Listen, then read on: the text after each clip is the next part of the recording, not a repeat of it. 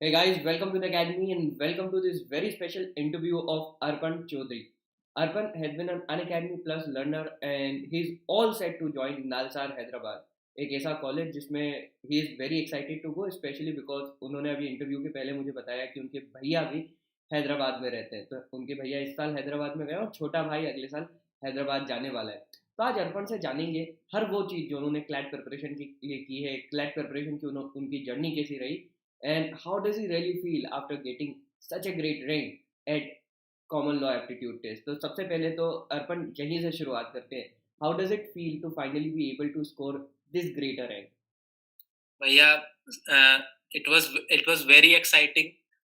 I was in my room. It was an evening. The results came out at noon, but I was unaware. So I was in my room, and my friend called. He was very excited about my result. So he called me and told, "Have you seen your result? It's out." And I was shocked. I was very nervous at the same time, and I checked my result, got the rank. I saw my marks, and I was so excited. I started jumping around my own room. My father and my mother were sitting in the next room, and they heard the noise, and they asked, "What's happening?" And I ran to them and told my marks and my rank, and my father and my mother were so happy, and they were. It was a dream come true for them, and I too was very happy that day, and since then I have been on the seventh sky. I am so happy.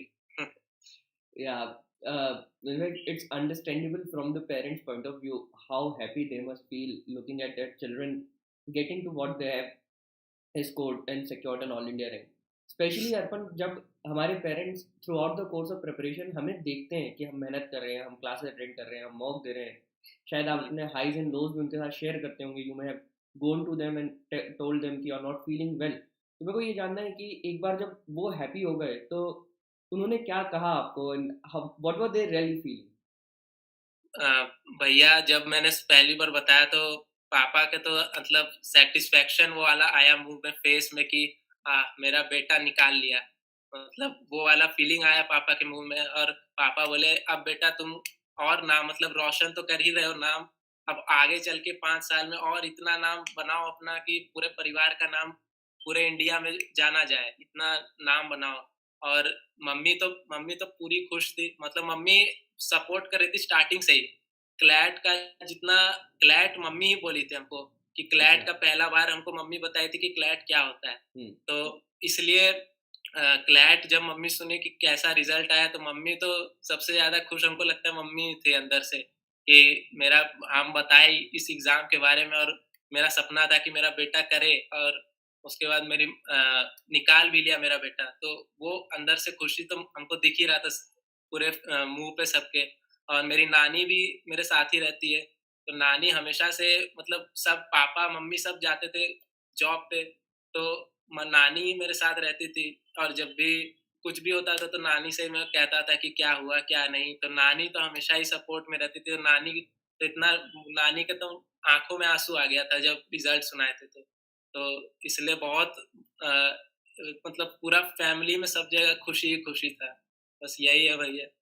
और भैया अभी अभी just एक दिन पहले result से भैया गया था ट्रिप, भैया वृंदावन ट्रिप पे गया है। तो भैया ट्रेन पे ही था जब रिजल्ट आया। तो भैया तो इतना खुश हुआ कि, और भैया हमेशा से सपोर्ट करता है, तो भैया तो इतना खुश हुआ कि पूरा ट्रेन में कम से कम 15-20 मिनट तो बात हुआ कि भैया वहीं से देखना चालू कर दिया कि तुम्हारा क्या रैंक है, कहाँ मिलेगा। हमसे पहले हमसे पहले भैया देखने लगा कॉलेज कौन सा तुमको मिलेगा। तो सब लोग बहुत खुश थे भैया, एकदम क्या बताएं, यही है। क्या बात है। और जब भैया को ये उनको खुद को पता चल गया था आप हैदराबाद जाने वाले हो, या आपको बताना पड़ा कि हैदराबाद आ रहा हूँ भैया मैं? नहीं, मैंने तो भैया को भैया को हम जानते नहीं थे कि भैया भी देख रहा था साइड में ये सब चीज की कौन अच्छा। कौन सा कॉलेज अच्छा है, कौन सा जाना चाहिए। तो भैया बोल रहा था कि मैंने देखा है नालसार बहुत अच्छा कॉलेज है, और मेरे घर हैदराबाद में जो घर है हम लोग का भैया का, हाँ। तो वहां से भी 25 किलोमीटर ही है। तो भैया तो बोल रहा था कि तुम इतना अच्छा लाए हो कि हम्म। अब 5 साल अगला अगर नालसा मिलेगा तो हम लोग एकदम मजे में बिताएंगे 5 साल, और मैं तुम्हारे साथ रहूंगा एकदम खड़े खड़े, अगर कोई प्रॉब्लम होगा तो मैं रहूंगा वहीं पे। तो अरे भैया क्या, तो बहुत खुश थे। तो बहुत अच्छी बात है। और तो बड़ा अच्छा लगेगा ना जब एक ऐसे शहर में जाना जहाँ पे पहले से एक सपोर्ट सिस्टम मौजूद है।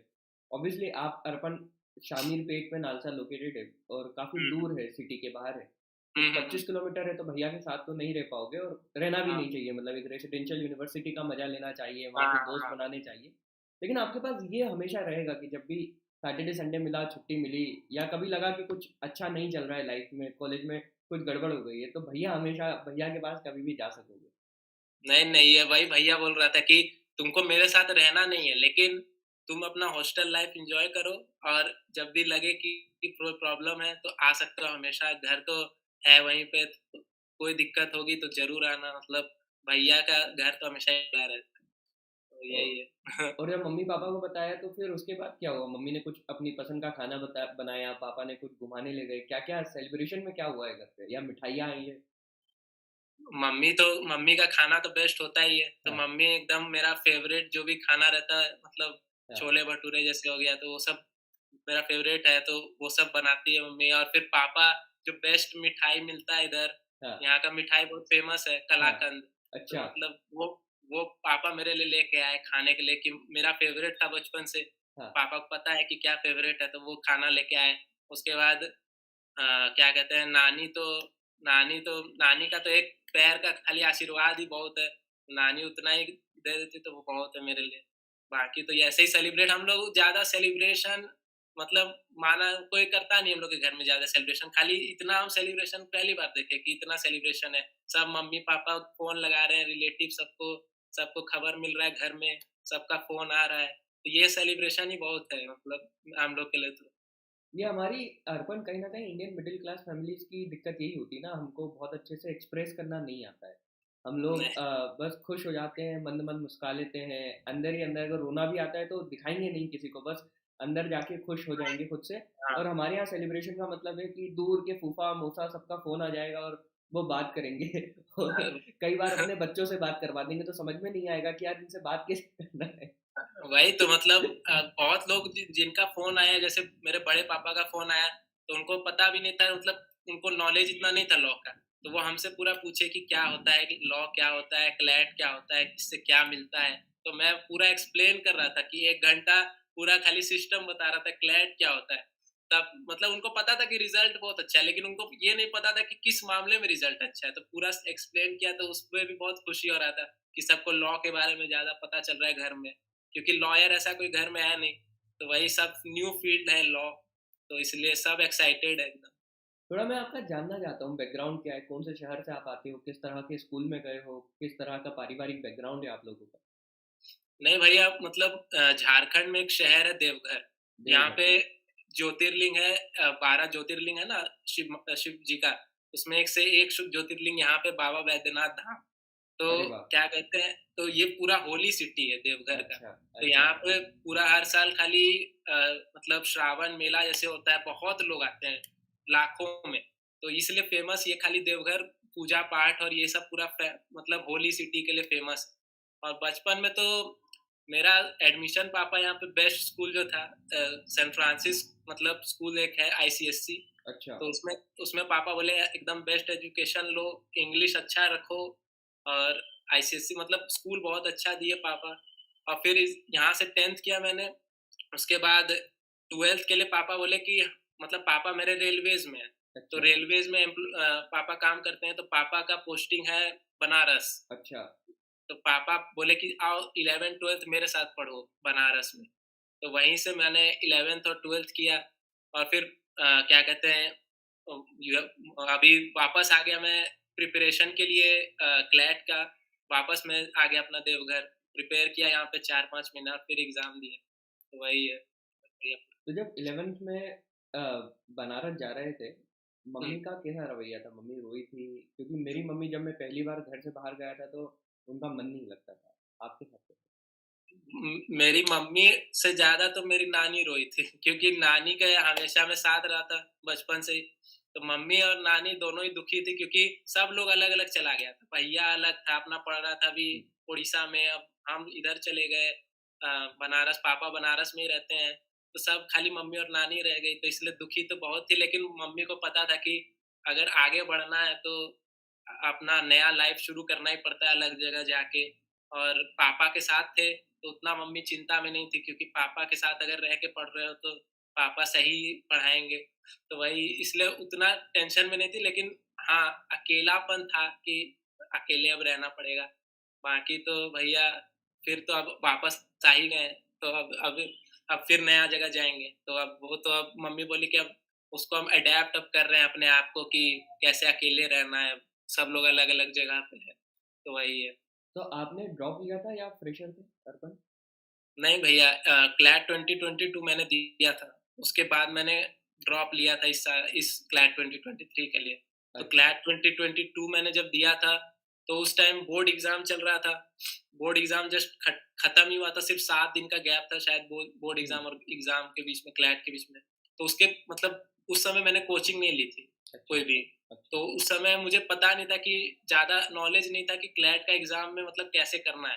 तो 7 दिन मैंने पूरा रिसर्च किया, कैसे क्या होता है, क्या पैटर्न होता है, मतलब क्या-क्या करंट अफेयर्स तो कवर नहीं कर पाया, लेकिन बाकी सब चीज़ मैंने देखा कि क्या-क्या कर सकता हूँ एग्ज़ाम में जाके। तो वही फर्स्ट एक्सपीरियंस लेने के लिए मैं पूरा एग्ज़ाम दिया, और मतलब रैंक उतना अच्छा नहीं आया, लेकिन फिर भी एक्सपीरियंस बहुत मिला, और उस वही एक्सपीरियंस को आगे अगले एग्ज़ाम के लिए यूज़ किया मैंने। चलो, तो क्लैट प्रिपरेशन पे तो आएंगे, लेकिन क्लैट के पहले की थोड़ी जर्नी और अपन समझते हैं। तो आप 2020 में बनारस गए थे, 2020 में आपकी 11th शुरू हुई थी, तो हुँ। तब तो लॉकडाउन लग गया था, तो फिर घर वापस आ गए थे या बनारस ही थे? भैया लॉकडाउन मतलब जैसे मतलब मार्च में हाँ। जाने ही वाले थे, हाँ। जब मोदी जी का स्पीच हो हाँ। गया था कि लॉकडाउन हो रहा है, हाँ। तो फिर घर ही में रह गए इधर। हाँ। फिर जुलाई में शायद, या फिर जुलाई या अगस्त में खुला थोड़ा, हम्म। रेस्ट्रिक्शंस ओपन हुए, हम्म। तब फिर मैं गया स्कूल। हम्म। वहाँ पे मतलब 2-3 महीना रहा, हम्म। और मतलब वहाँ विंटर तक रहा, फिर हम्म। अगले एग्ज़ाम देके हम्म। 11th का हम्म। फिर से लॉकडाउन लग गया। अच्छा। फिर वापस इधर आ गया देवघर। तो हाँ। लॉकडाउन थोड़ा डिस्टर्ब कर दिया 11-12, हाँ। तो फिर वापस फिर गए सितंबर में शायद, अच्छा। पिछले साल के सितंबर हम्म। में वापस गए। 12th का सब हम्म। प्रैक्टिकल शुरू हो गया था। हम्म। तो इसलिए फिर वापस 12th गए। तो मतलब कह सकते हैं कि आधा टाइम तो मैंने मम्मी के साथ ही बिताया 11-12 में, जबकि बाहर पढ़ रहे थे। हाँ। तो अच्छा ही रह गया। स्कूल लाइफ में लॉकडाउन चैलेंजिंग रहा, मतलब क्योंकि एक नया स्कूल था, दोस्त बनाने में दिक्कत आई, क्योंकि बार बार इतना लंबे समय तक नहीं थे उस स्कूल में। भैया बहुत दिक्कत हुई, मतलब 10th में तो स्कोर अच्छा आ रहा था हम्म। एग्जाम में, जैसे ही 11th में गए लॉकडाउन लग गया, हम्म। ऑनलाइन पढ़ाई होने लगा, और समझने में मुश्किल हो रहा था क्योंकि साइंस स्ट्रीम लिया था मैंने। इतना हार्ड हार्ड चीज पढ़ा रहा था ऑनलाइन, तो समझ भी नहीं आ रहा था। तो पहला जब एग्जाम हुआ 11th का, तो बहुत कम स्कोर आया था, लेकिन डिमोटिवेट जैसे हो गए थे। लेकिन मम्मी बोली कि बेटा कोई बात नहीं, अभी आगे और एग्जाम आएगा, अभी इस 11th का पहला एग्जाम कोई नहीं पूछेगा, आगे जाके और आगे एग्जाम के लिए प्रिपेयर अच्छे से करो। तो फिर वही मम्मी जो बोली, और फिर जब रेस्ट्रिक्शंस उठा, तो जब स्कूल गए तो टीचर वहाँ के बहुत अच्छे थे स्कूल के। सनबीम में पढ़े थे, वाराणसी का बहुत अच्छा स्कूल है।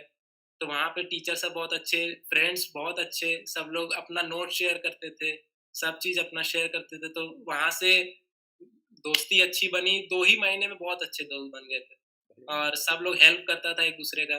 तो वहाँ से पढ़ाई एकदम शुरू हुई, और उसके बाद क्लैट का भी उसी टाइम शायद 11th में ही सुने भी थे कि क्लैट भी कुछ होता है।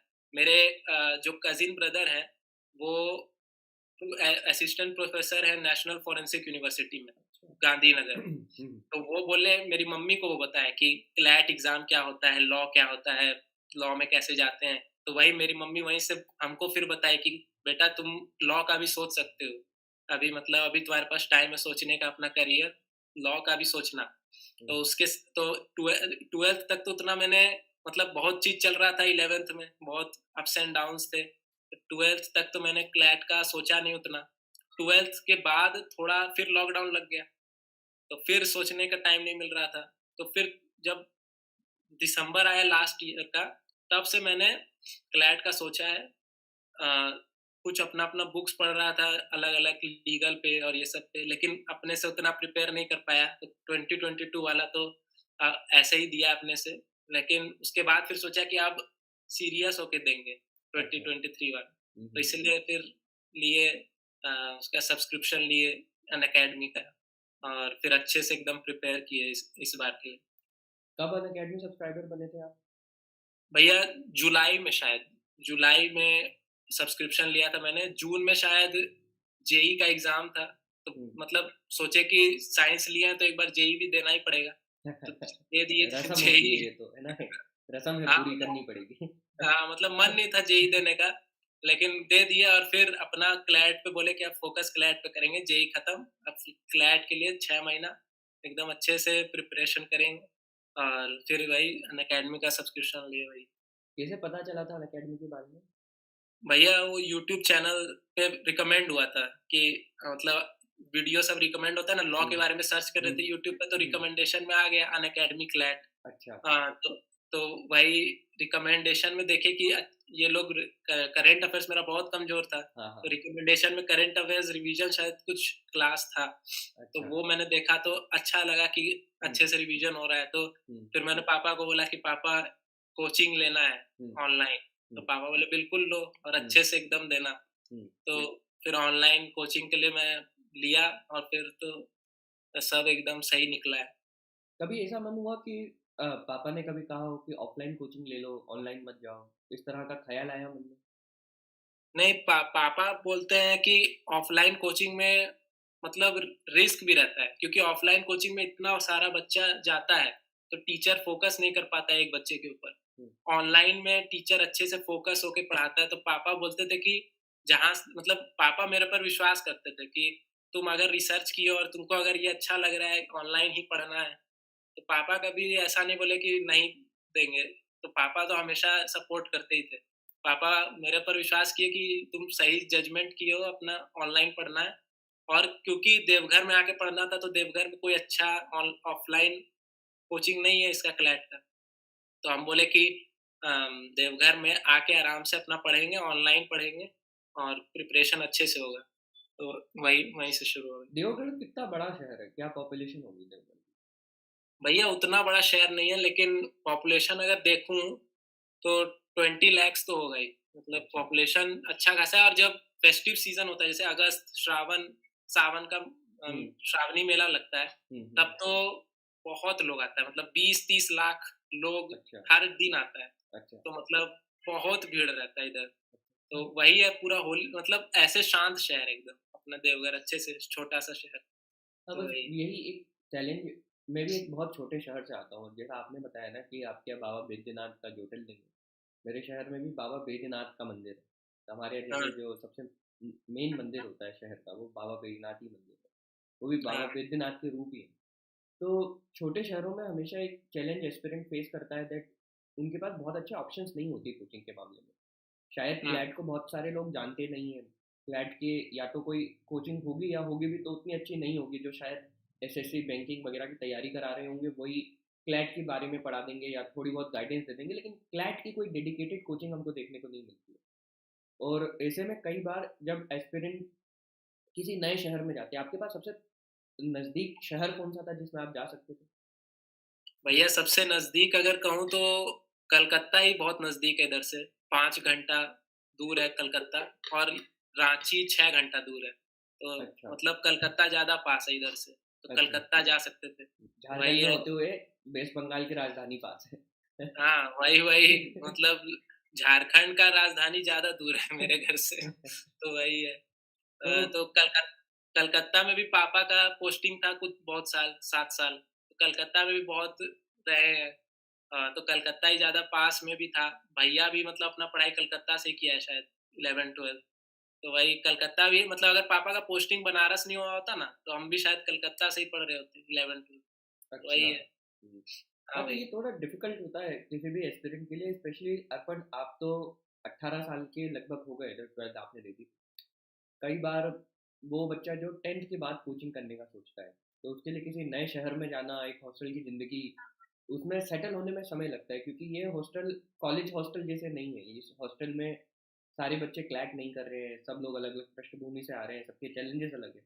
तो ऐसे में कई बार वो कंफ्यूज भी होता है कि क्या करें। एज अगेंस्ट अगर हम घर से तैयारी करते हैं तो घर पे एक बहुत बड़ा सपोर्ट होता है हमारे पेरेंट्स का। स्पेशली हमको अच्छा खाना मिलता है, जैसे कहीं और दूसरे शहर में जाने के बाद हम ये देखते हैं कि अगर बाहर से कहीं खा रहे हैं, मेस में खा रहे हैं, टिफिन से खा रहे हैं, तो प्रोबेबली कई बार फूड पॉइजनिंग या वो खाने में सेटल होने में एक बच्चे को इतना समय लग जाता है कि क्लैट प्रिपरेशन का बहुत समय बचता नहीं है। तो मैं ये जानना चाहता हूँ कि आप अनअकैडमी पर आए, अनअकैडमी सब्सक्राइब किया, तो उसके बाद मतलब कोई बैच ज्वाइन किया, किसी क्लास को ज्वाइन किया, कैसी जर्नी रही, और क्या कहीं लगा कि अ, ये और होता, मतलब जैसे एक ऑफलाइन और ऑनलाइन को अगर हम कंपेयर करते हैं तो ऑनलाइन में ये बोला जाता है कि दोस्त नहीं होते हैं ज़्यादातर, ऑफलाइन में एक कल्चर मिलता है। तो इस तरह की प्रॉब्लम को कैसे टैकल किया? भैया दोस्त तो मेरे भी ज़्यादा नहीं बन पाए ऑनलाइन, लेकिन मैं ये जब भी क्लास में रहता था तो मैं कुछ बच्चों को पहचान जाता था जो क्लास में रेगुलर रहते थे। हम्म, तो वो लोग जैसे कमेंट वमेंट करते थे तो अपना एंगेजमेंट बना रहता था कमेंट सेक्शन में भी। हम्म, और आप इंटरेक्ट करते थे सब बच्चों से, तो लगता था कि क्लासरूम जैसा ही है। इस सर इंटरेक्ट कर रहे हैं कुछ बच्चों से जो बदमाश हैं या कुछ बदमाशी किए, तो उससे इंटरेक्शन से लगता था कि असली क्लास में बैठे हुए हैं। हम्म, और ऐसे मतलब दोस्त मेरे देवघर में ही जो दोस्त हैं, हम्म, तो उनसे तो कांटेक्ट हमेशा ही रहता था। तो जब भी अकेलापन जैसा लगता था उनसे मिलने चला जाता था। तो दोस्त का तो कमी नहीं हुआ, और सारे दोस्त सपोर्टिव ही हैं, मतलब सब अपने-अपने फील्ड में हैं, लेकिन सब सपोर्ट करते थे हमेशा कि अ, ये तुम क्लैट कर रहे हो तो अच्छे से देना एकदम, और सब टॉप पे जाओ एकदम, क्लैट भी दे रहे हो तो तब भी टॉप पे रहना। तो वही सब सपोर्टिव फ्रेंड्स सब रहे मेरे। बनारस के भी बहुत सारे सपोर्टिव फ्रेंड्स अभी भी हैं, मतलब बनारस में ज़्यादा टाइम स्पेंड नहीं करने कर पाया, लेकिन अभी भी वहाँ के दोस्त सब कुछ ऐसे हैं जो देवघर के दोस्त से ज़्यादा मतलब अभी फ़ोन करते हैं और पूछते अच्छा। हैं हाल-चाल। मतलब एक दोस्त मेरा है ट्रिपल आईटी बैंगलोर में ही, अरे वाह। तो इस साल उसका एडमिशन हुआ, तो वो बहुत वो सोच रहा था कि तुम अगर एनएलएसआई बैंगलोर आओगे तो हम दोनों साथ ही में मतलब अपना आना-जाना होगा। तो वो पूरा सपोर्ट कर रहा था कि क्लैट में एकदम अच्छा स्कोर लाओ और हम लोग साथ में सब चीज़ करेंगे आगे जाके। तो वही सब सपोर्टिव दोस्त सब थे, ऑफलाइन और ऑनलाइन भी, क्लास में भी बहुत लोग, मतलब जैसे आदिति और ये सब हम्म, सब कमेंट करते रहते थे, तो अपना ही लगता था क्लास ही जैसा, तो हम्म। पूरा मजा आता था पढ़ने में साथ। क्लास कौन कौन से करते थे, कौन कौन से सब्जेक्ट के लिए कौन कौन से एडुकेटर के साथ पढ़ते थे? हाँ भैया, तो मैथ्स बैकग्राउंड से आता हूँ, पीसीएम किया था 12th में, तो मैथ्स का तो हमको लगता था उतना ज़रूरत नहीं था, क्योंकि मतलब मैथ्स का ज़्यादातर फ़ॉर्मूला याद ही थे। तो मेन मैं आप ही से पढ़ा हूँ, तो लीगल, लॉजिकल और करंट अफ़ेयर्स तो कमज़ोर थे थोड़े, तो वो तीनों आपसे अच्छे से पढ़ा। इंग्लिश मेरा, क्योंकि इंग्लिश मीडियम स्कूल से बचपन से ही पढ़ा है, तो इंग्लिश थोड़ा सही है। तो इंग्लिश में भी उतना मैंने कोचिंग नहीं लिया, खाली आपका एक रिकमेंडेशन था पियर्सन बुक, हम्म। तो उससे वोकैबुलरी और ये सब के लिए वो सब बनाता था।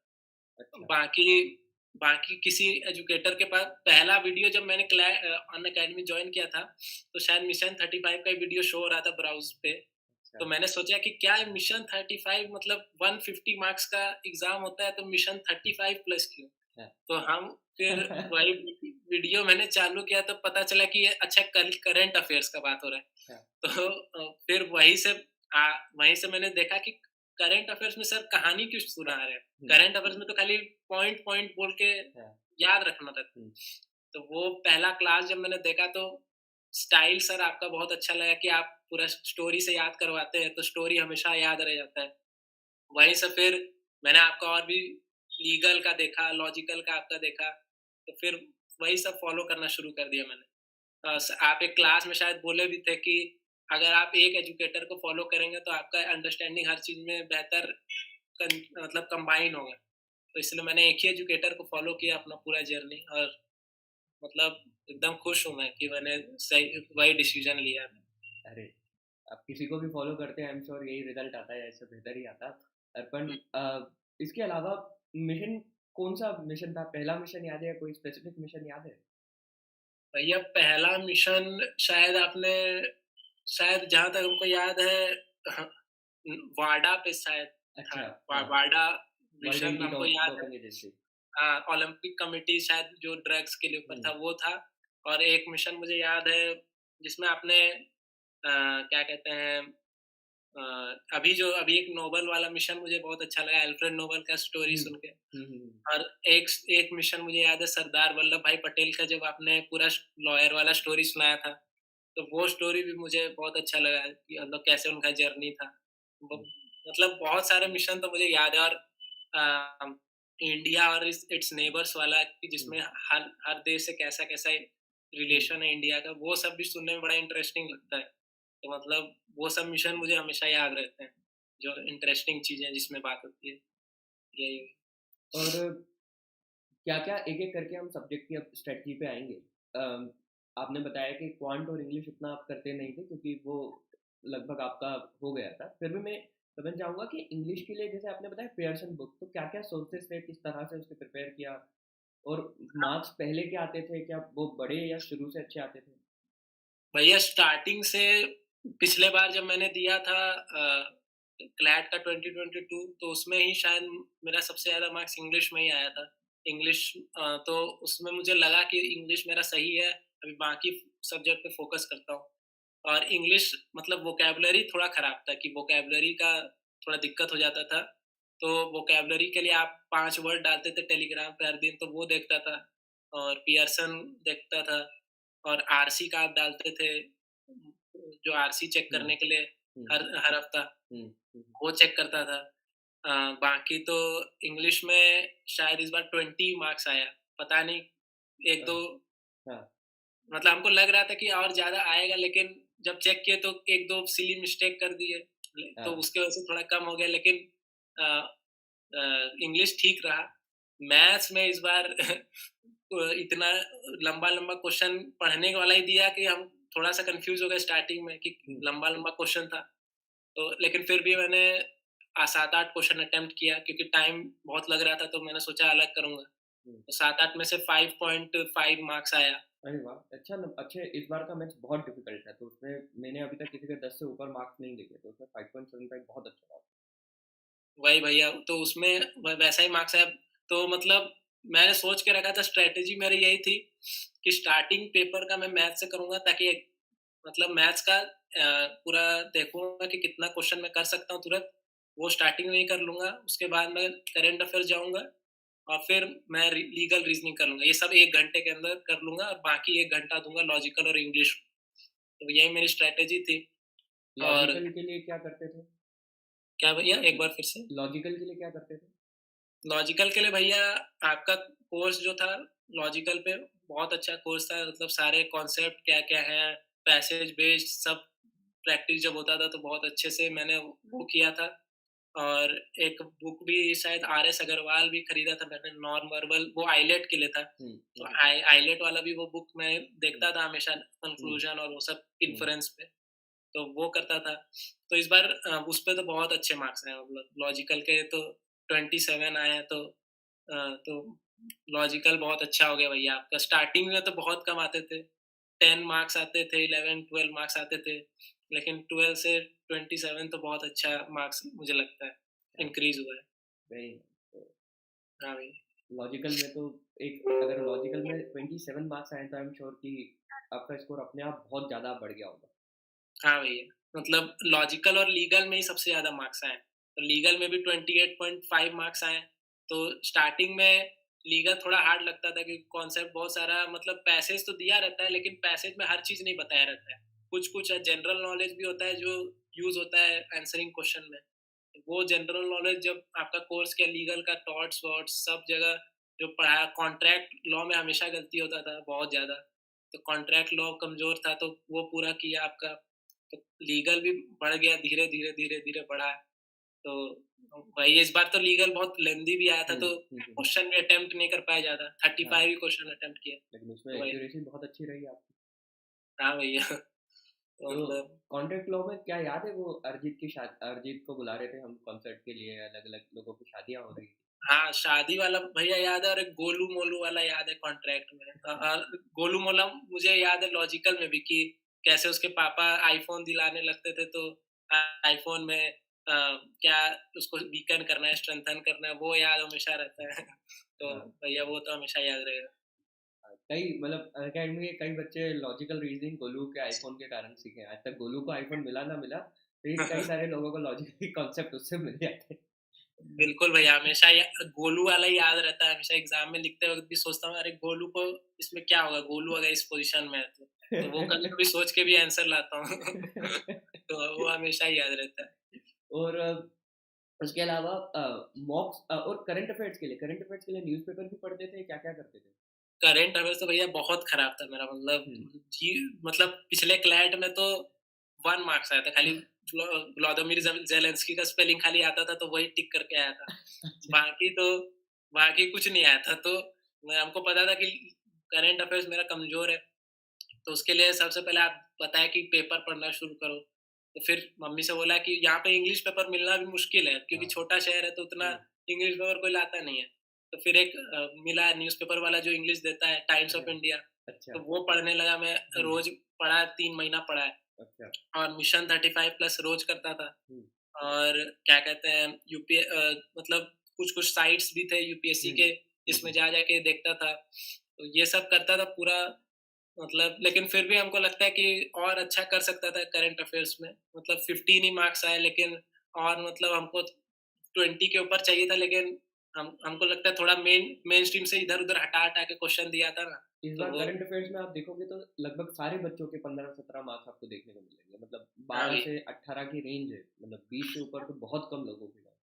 और ये हम्म। फिर वो वाली बात हो जाती है कि अगर कोई कुछ किसी यूट्यूबर को फॉलो करता था जो बिटकॉइन के बारे में बात करे, तो शायद उसका वो पैसे जिसे हाँ पता था। भैया, वो वही मेरा सही हुआ है। बिटकॉइन वाला एक यूट्यूब चैनल था जो मतलब न्यूज डेली डालता है हाँ, कंट्रोवर्सीज के ऊपर। तो अच्छा। वही चैनल फॉलो करता था, तो उसमें ही कंट्रोवर्सी पे आया था एफटीएक्स। हाँ तो हाँ हाँ। वही वही पूरा मैंने देखा था, तो वो याद था मुझे। अच्छा। तो वो अच्छे से हुआ। और जिसे कोई फीफा अगर फॉलो करेगा तो उसे 5 मार्क्स का एडवांटेज था इस बार। हाँ, जैसे फीफा वाले में सही हुआ, क्रिप्टो वाले में सही हुआ, और प्रेसिडेंट वाले में सही हुआ। तो अच्छा, ये 3 में सही हुआ मेरा। प्रेसिडेंट तो हमने क्लास में करा था, हाँ द्रौपदी भाई। मुर्मू में उनका स्टोरी देखा था पूरा। हाँ भैया, पूरा आपने, और वो तो झारखंड की गवर्नर थी। हाँ हाँ हाँ हाँ। प्रेसिडेंट अभी जो हाँ द्रौपदी गवर्नर मुर्मू थी बिल्कुल। है। हाँ, तो वो हमको याद था, तो वो तो आराम से 1 मार्क्स। ये यस। और इसके अलावा मॉक्स कितने देते थे आप, और मॉक्स में कैसा स्कोर आता था? भैया, मॉक्स स्टार्टिंग में मैं हफ्ते में पहले एक ही देता था, क्योंकि मुझे पता नहीं, मतलब उतना नॉलेज नहीं था। तो पहले तो मतलब मैं नॉलेज बढ़ाना चाहता था, फिर मॉक देना चाहता था। तो स्टार्टिंग में एक देने लगा, फिर 1 महीना बाद फिर फ्रीक्वेंसी बढ़ाते गया मॉक्स में। दो दो देने लगा एक हफ्ता में, फिर आइलेट का भी एक देने लगा। तो मतलब ऐसे फ्रीक्वेंसी बढ़ते गया मॉक्स का। फिर तो लास्ट का 1 महीना में तो शायद almost every other day mock देता था मैं। तो मॉक्स में मॉक्स में मार्क्स तो बहुत वेरिंग आते हैं, कि मतलब कुछ मॉक्स बहुत हार्ड होते हैं। तो मतलब कभी मेरा स्कोर 65 भी रहा है, और अच्छा। कभी क्लैट का सैंपल पेपर वाला जो मॉक दिया था उसमें 117 भी आया था। अरे वाह। तो मतलब भैया, मॉक्स का तो इतना वेरिंग स्कोर है कि मतलब पता ही नहीं सकता कि कैसा जा रहा है मॉक। तो कभी कभी डाउन लगता था कि अरे आज का मॉक खराब हो गया, तो पूरा दिन डाउन जाता था। कभी जब अच्छा आ जाता था तो पूरा खुशी का माहौल रहता था घर में भी। तो वही वैसे ही वेरिंग मॉक्स चलते थे। तो क्लैट में क्या स्कोर रहा फाइनली? फ्लैट में भैया 90.5। 90.5। अरे वाह। यस। हम्म, हाँ भाई। काफी हम्म। अच्छा स्कोर है ये। और सैंपल पेपर और क्लैट में एक यही अंतर होता है कि सैंपल पेपर हम घर के कंफर्ट से देते हैं, और सैंपल पेपर हम एक सॉरी क्लैट हम सेंटर पे जाकर देते हैं। सेंटर कहाँ आया था इस बार आपका? भैया, सेंटर वाराणसी में ही दिया था मैंने। हम्म। आइलेट का सेंटर था बीएचयू। तो अच्छा। बीएचयू में आइलेट का सेंटर पड़ा। हाँ। और क्लैट का तो पता नहीं कौन स्कूल में दे दिया, जगतपुर, पीजी जगतपुर में दे दिया। तो वो थोड़ा दूर निकल निकल के हाँ जाना पड़ा हाँ हाँ। शहर से, लेकिन बहुत मतलब अच्छे से ही क्लैट गया। खाली वही है कि मतलब क्लैट में आप सही बोल रहे हैं, मॉक में शांति में आप बैठ के देते हैं। आपको ओएमआर नहीं भरना पड़ता, आपको सील नहीं तोड़ना पड़ता। तो उससे थोड़ा सा स्ट्रेस बन जाता है स्टार्टिंग में। अगर आप 1-2 मिनट सील तोड़ने में लगा दिए तो आपका स्ट्रेस बढ़ जाता है कि कर पाएंगे कि नहीं पेपर पूरा। हम्म। लेकिन क्योंकि पिछला मॉक मतलब पिछला बार क्लैट दे चुका था मैं एक बार, तो मुझे पता था कि 5 मिनट तो पहले का वेस्ट ही है। बाकी कई काम बाकी के ही टाइम में काम करना है। तो इसलिए मॉक में भी मैं अपना स्पीड हमेशा 5 मिनट लेस लेके ही करता था कि अच्छा, 5 मिनट कम ही टाइम है, अच्छा। उसी में पूरा करूँ, तो वही है। एंड अर्पण, मुझे एक और सवाल, आप पिछले कुछ दिनों में उतना मैं आप सब लोगों से भी उतनी बात नहीं कर पाया। आज हमने पहली बार बात करी, लेकिन पिछले 2-3 दिन में या पिछले 4-5 दिन में ये सवाल मैंने बहुत देखा कि भैया हम ड्रॉप ले लें क्या, या हमारा लॉ एंट्रेंस की तैयारी करें। आपने ड्रॉप लिया था, तो 2022 का क्लैट देने के बाद आपने ड्रॉप लिया था, तो आपकी थिंकिंग प्रोसेस क्या थी, और अब आप ड्रॉप को किस नज़र से देखते हैं? तो मतलब एक ऐसा एस्पिरेंट जिसने ड्रॉप सक्सेसफुली किया है, तो वो एक छोटे एस्पिरेंट को जो अभी शुरुआत करा आपसे, एक साल छोटा जो आपका भाई या बहन है, उसको आप how do you advise him? भैया मेरा तो कुछ सिचुएशन ऐसा बना था कि क्लैट का टाइमिंग चेंज हो गया था, दिसंबर में हो गया था। हम्म, तो 1 साल का तो नहीं ड्रॉप था, हम्म, 6 महीने का था। हम्म, और मैंने देखा था कि क्लैट जब 2022 वाला दिया, तो उसमें मेरा 67 मार्क्स आए। अच्छा, तो तो मैंने देखा कि क्लैट इंटरेस्टिंग भी है, लॉ करना भी चाहता था। और मैंने सोचा कि 6 महीना अगर मैं पढ़ूंगा तो मैं 67 से मतलब थोड़ा अगर बढ़ा लिया तो एनएलयू मिल जाएगा। तो मैंने पहले यही सोच के ड्रॉप लिया, और पापा मम्मी को भी बोला कि अभी 6 महीना अच्छे से प्रिपेयर करके दूंगा, तो अगले बार क्लैट में स्कोर अच्छा आएगा, एनएलयू जरूर मिलेगा। तो यही मैंने बोल के ड्रॉप लिया है। मतलब मेरे सारे दोस्त, जितने भी दोस्त थे, सब साइंस के थे, हम्म, तो सब अपने अपने कॉलेज चले गए। तो इससे थोड़ा प्रेशर बिल्ड होता है कि हम ही अकेले रह गए पीछे, सब अपने अपने कॉलेजेस में हाँ, हैं। तो हाँ, प्रेशर तो हमेशा ही रहता है। लेकिन मेरे दोस्त सभी हमेशा सपोर्ट करते थे, कि बोलते थे कि हम लोग पहले कॉलेज में जरूर हैं, लेकिन अगर तुम अच्छे लॉयर बन जाओगे तो तुम हम लोग से सबसे आगे रहोगे। तो वो इसलिए 6 महीने का टाइम जो था, मैंने पूरा डेडिकेट किया कि अब ड्रॉप नहीं लेना। इसके बाद एक बार ड्रॉप ले लिया, अब पूरा मेहनत करके देना है, जितना मेहनत हो सके सब पूरा करके देना है, हम्म, जो भी हो जाए पूरा अपना 100% देना है। तो इसी सोच के साथ मैंने ड्रॉप लिया था, और फिर इस साल अच्छे से हो गया। यही है भैया। तो किसी एस्पिरेंट के लिए क्या एडवाइस करोगे कि अगर वो अपनी क्लास प्रिपरेशन शुरुआत कर रहे हैं या ड्रॉप का डिसीजन ले चुका है, तो वो कौन सी बातें हैं जो उसे ध्यान में रखनी चाहिए? भैया सबसे इम्पोर्टेंट है कि फोकस नहीं खोना चाहिए। मतलब ड्रॉप के बीच में कहीं ऐसा ना हो कि आपको ये भी करना और ये भी करना। एक ही चीज हमेशा फोकस में रहना चाहिए, कि एक ही एग्जाम जो हमको देना है, अच्छे से पूरा फोकस है उसमें बना के रखो। और हार्ड वर्क तो हर दिन ही करना पड़ता है। ये नहीं कि 1 हफ्ता 2 हफ्ता बीच में गैप ले लिया, उसके बाद काम करना शुरू करें, नहीं। मतलब हर दिन कुछ ना कुछ तो करो। मतलब कोई ना कोई फील्ड में अपना बेहतरी करो। और मैं तो यही करता था कि मतलब छुट्टी, दुर्गा पूजा की भी छुट्टी जैसे हुई, तो सब लोग घर जाते हैं, गाँव जाते हैं। गाँव में भी मैं जाके पढ़ ही रहा था। और फिर दिवाली में भी इस बार ज़्यादा मैं दिवाली नहीं मनाया। तो मतलब छुट्टियाँ भी जब चलती है तब भी थोड़ा थोड़ा-मोड़ा तो पढ़ना ही चाहिए, ताकि दिमाग कंसंट्रेटेड रहे। मतलब ताकि आगे का जो एग्ज़ाम है, कंसंट्रेशन उससे नहीं जाना चाहिए। तो अभी अगला जो ड्रॉप है वो तो 1 साल का रहेगा, 2024 वाला। तो 1 साल तक अब आपको कंसंट्रेशन अपना फुल रखना होगा। और क्लासेस ऑनलाइन का फ़ायदा यही है कि जब क्लास आप करते हैं रोज़, जैसे आपका सर क्लास रोज़ होता है, तो उससे कंसंट्रेशन बना रहता है कि हर दिन आपको याद आ जाता है कि ये क्लैट के लिए कर रहे हैं। और उससे फिर आप आगे बढ़ते जाते हो, बढ़ते जाते हो। यही यही तो मेरा सोच है।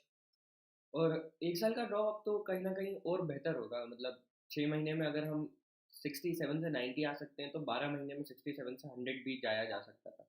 एक ये बिल्कुल भाई, एडवांटेज जरूर रहेगा। फिर बिल्कुल हमें भाई। ये भी समझना चाहिए कि वो एडवांटेज सबके साथ रहेगा, तो वो सिर्फ ऐसा एस्पिरेंट जो समझदार है, जो फोकस्ड है, वही उसमें आगे निकलेगा। क्योंकि कई सारे लोग 6 महीना फोकस रख सकते हैं, शायद 12 महीने फोकस रखने में दिक्कत आए, क्योंकि एक और बार। भैया हाँ, हाँ, और भैया ये भी पता होना चाहिए कि मतलब जैसे ज़रूरी नहीं कि हर किसी का स्पीड एक ही हो। तो हो सकता है कोई धीरे-धीरे बढ़ रहा हो, और कोई एक साथ मतलब कोई दोस्त उसका मतलब एक साथ लीप मार लिया। हम्म, लेकिन उसको देख के ये नहीं सोचना है कि हम पीछे हैं। हम्म, हम लोग को अपना स्पीड पता होना चाहिए कि कितना स्पीड से हम बढ़ सकते हैं। वैसा ही स्पीड कायम रखना चाहिए, और धीरे-धीरे बढ़ते ही जाएगा स्कोर। कम नहीं होता है कभी स्कोर, तो बढ़ते जाएगा। अपना मॉक में 1-2 खराब भी हुआ, तब भी उसको ये देखो कि उसमें कितना मिस्टेक्स हुआ है, क्या मिस्टेक्स हुआ है, और फिर अगले मॉक को मिस्टेक्स के साथ याद रख के, वही मतलब मिस्टेक्स वो दोबारा ना हो, खाली यही याद रख के देना है। ऐसे ही बढ़ते जाएगा स्कोर धीरे-धीरे। यही कभी किया मैंने भी। अनवरी संडे में आए थे ना आप? किसमें भैया? अनवरी संडे में मॉक स्कोर लेकर आपका? हाँ, हाँ, हाँ, हाँ भैया। तो उसमें क्या कहते हैं, एक मैंने पूछा था करंट अफेयर्स में उस टाइम मार्क्स नहीं आ रहे थे ज़्यादा, तो हाँ, वही भैया मैंने पूछा भी था आपसे कि कैसे करना है, तो आपने एडवाइस भी दिया कि सब अलग-अलग साइट में जाके, यूपीएससी का साइट में जाके रिसर्च करते रहना अपना करंट अफेयर्स। तो वही मैंने फॉलो किया। तो ये मॉक जब खराब जाते थे भैया, तो आपका जब मॉक एनालिसिस होता था, तो उसी से थोड़ा मूड अप हो जाता कि अच्छा। मतलब भैया, मतलब बहुत लोगों का मॉक मतलब अच्छा नहीं जाता है, लेकिन ऐसा जरूरी नहीं कि वो हर मॉक का स्कोर हो, अगला मॉक में अच्छा हो सकता है। तो ये हमेशा दिमाग में रखना है, और क्या। और क्लैट जर्नी की सबसे अच्छी मेमोरीज क्या थी आपकी? क्लैट में तो भैया सबसे मजा मुझे आता था कि दिन में उठो, क्या कहते हैं आपका 5 वर्ड्स पढ़ो, और फिर उसके बाद अपना मॉक दो एक, फिर अपना अलग-अलग साइट पे जाके बहुत नॉलेज मिला। मतलब अच्छा, इसको नॉलेज हम अर्पण है ना, सुबह से समय के साथ बताओ कि कितने बजे उठते थे, कितने बजे क्या करते थे, तो थोड़ा और बेहतर आइडिया हमें लगेगा। भैया मैं 7 से 8 के बीच में उठता था, और उठने के बाद जैसे आपका टेलीग्राम खोल के देख लिया क्या-क्या आपका मतलब आज का शेड्यूल क्या है, और क्या आप करने वाले हैं आज, तो उस हिसाब से अपना टाइम टेबल बना लिया आज का। और जब मतलब अपना नाश्ता-वाश्ता करके मॉक देने बैठ गया, 2 घंटा मॉक दिया, उसके बाद 1-2 घंटा उसका चेक किया कि कैसे आंसर आए, और उसके बाद फिर आपका क्लास शुरू हो जाता था 4 बजे से। हाँ। तो 4 बजे से पूरा लगातार क्लास करो, अपना पूरा फ़ोकस में रहो, और जो भी फ्री टाइम मिलता था, पेपर जो घर में आया है, पेपर पढ़ लिया आधा 1 घंटा, तो वो टाइम बीत जाता था, वो फ्री टाइम भी। और जैसे और भी अगर कोई फ्री टाइम मिला, तो जैसे यूट्यूब में भी कभी-कभी करंट अफेयर्स का मतलब वीडियो सब आता था, वो देख लेता था। और अपना कुछ 1-2 वीडियो जो मन को ऐसे रिलैक्स करने के लिए, वो 1-2 वीडियो देख लिए। खाली ऐसे ही दिन पार हो जाता था, साढ़े 11 बजे तक पूरा अपना दिन का सेट, मतलब हाँ। और रूटीन वाइज़ रहने में डिसिप्लिन बन जाता है अपना, कि अपना पढ़ाई कैसे करना है। और वही सबसे इम्पोर्टेंट चीज़ मैं लेके जाऊँगा आगे भी, कि रूटीन अपना बना के रखूँगा, कैसे क्या करना है, ताकि टाइम वेस्ट ना हो आगे जाके। तो वही है। कभी घर पे ऐसा हुआ कि ये रात को 10:30 बजे कौन सी क्लास होती है, रात को क्या करते हाँ, हो? हाँ भैया, मम्मी हमेशा पूछती थी कि कौन सर है तुम्हारे कि 10:30 बजे क्लास रखते हैं, इतने रात में क्या करता है बच्चा लोग। तो हम हमेशा समझाते थे कि मम्मी को कि मम्मी, बच्चा लोग स्कूल से आता है, कुछ बच्चा स्कूल में पढ़ता है, तो वो लोग का स्कूल का टाइम रहता है, फिर कोचिंग वो लोग कहीं और रहता है, तो रात में फ्री टाइम रहता है सबका, इसलिए सर लेते हैं रात में। और रात में कोई टेंशन भी नहीं रहता है, अगला कुछ करना है, रात में लास्ट चीज़ यही करना है, तो टेंशन फ्री होके सुनते थे, और रात में जो सुनते हैं एकदम याद रह जाता है सोने से पहले। तो वो मम्मी को तो पहले लगा था कि क्या हो रहा है, रात में 10:30 बजे झूठ बोल रहा है क्या? कोई अपना वीडियो तो नहीं देख रहा है? तो वो हुआ था, लेकिन उसके बाद फिर मम्मी भी समझ गई कि हाँ, अच्छा, अच्छे से पढ़ रहा है। तो फिर उसके बाद मम्मी भी बोलती थी, मम्मी मतलब मम्मी अपना सो जाती 10 ही बजे। अच्छा। तो मम्मी को लगता था आवाज़ क्यों हो रहा है इतना अच्छा। पढ़ाई में। हाँ। तो लेकिन फिर मम्मी अपना एडजस्ट कर ली कि हाँ, कोई बात नहीं, तुम पढ़ो। हाँ। अरे हम वाह! अपना एडजस्ट कर लेंगे। यही पेरेंट्स की सबसे बड़ी बात होती है कि एक बार हमारे लिए सब कुछ त्यागने को वो तैयार होते हैं। बिल्कुल भैया, एकदम। अम, कभी दिखाया पेरेंट्स को कोई क्लास कि हाँ देखो सच में मैं क्लास करता हूँ, या क्लास में आके ऐसा हुआ कि पेरेंट्स आके सुनने लगे हो? आप ईयरफोन से यूज करते थे या फिर किस तरह से? लैपटॉप, तो भैया मोबाइल? मतलब मैं अपना एक रूम था, मतलब हम्म। ज़्यादा तो मतलब रूम तो सब, जब मिडिल क्लास फैमिली है तो रूम हम्म। कोई बंद करके तो रखता नहीं, सब हाँ। रूम खुला ही रहता है। हाँ। हाँ। तो मैं अपना पढ़ता था, बेड पे आपका लैपटॉप रख लिया, अपना हाँ। नोट्स का कॉपी रख लिया, और हाँ। लिखता था।